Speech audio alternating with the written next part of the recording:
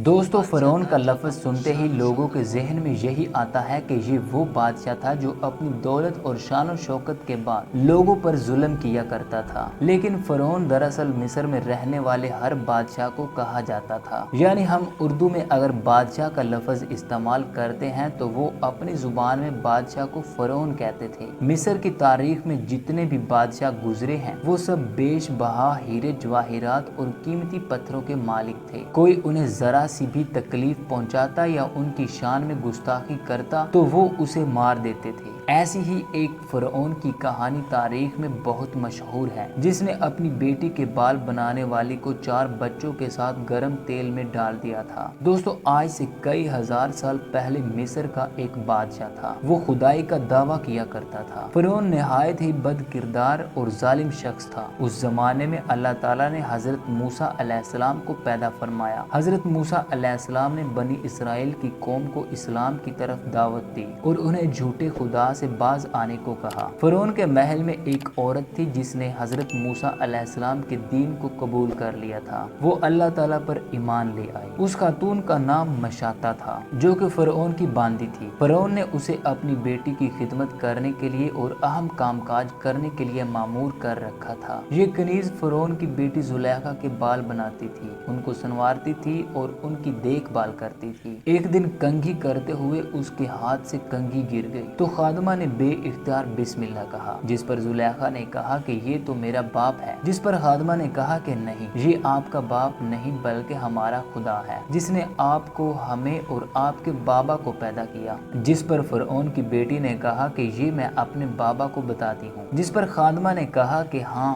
बेशक। इसके बाद फ़िरौन के दरबार में खादमा की बच्चों समेत हाजिरी हुई। फ़िरौन ने कहा, कौन है तेरा रब, बता मुझे जरा। खादमा ने उस वक्त भी कहा कि मुझे पैदा करने वाला मेरा अल्लाह है, जिसने मुझे और आपको भी पैदा किया। ये दुनिया भी उसी के दम से है। इस पर फ़िरौन को गुस्सा आया और उसने कहा कि मैं तुझे तेरे बच्चों समेत गर्म तेल में डाल दूंगा। खादमा चूंकि मुसलमान थी, वो डटी रही। उसने कहा कि बेशक, लेकिन मेरा खुदा मेरा अल्लाह ही है। ये सुनने के बाद फ़िरौन ने अपने महल के बाहर एक जगह पर खुले आम तेल की बड़ी कड़ाही रखवाई, जिसमें तकरीबन 80 किलो तेल खूब गर्म आग पर पकवाया ताकि खूब खोल जाए। जब तेल अच्छी तरह गर्म हो गया तो उस औरत के सबसे बड़े बेटे को उसमें डाला गया, फिर दूसरे और फिर तीसरे को। उस औरत का चौथा बेटा दूध पीता बच्चा था, जो उस वक्त माँ की गोद में सीने से लगा हुआ था। फ़िरौन के दूसरे खादमों ने माँ से बच्चे को छीना तो तारीख बताती है कि बच्चा कुदरती बोल पड़ा, माँ तू परेशान ना हो, हम हक पर हैं, हमें कुछ नहीं होगा। माँ और दरबारी खूब हैरान हुए, लेकिन माँ को कुदरती तौर पर ये इत्मीनान हो गया कि अल्लाह कभी मुझे अकेला नहीं छोड़ेगा। जब चौथे बेटे को भी आग में डाला गया तो फ़िरौन ने खादमा से कहा कि अभी भी तेरे पास वक्त है, बता क्या कहती है, कौन है तेरा खुदा।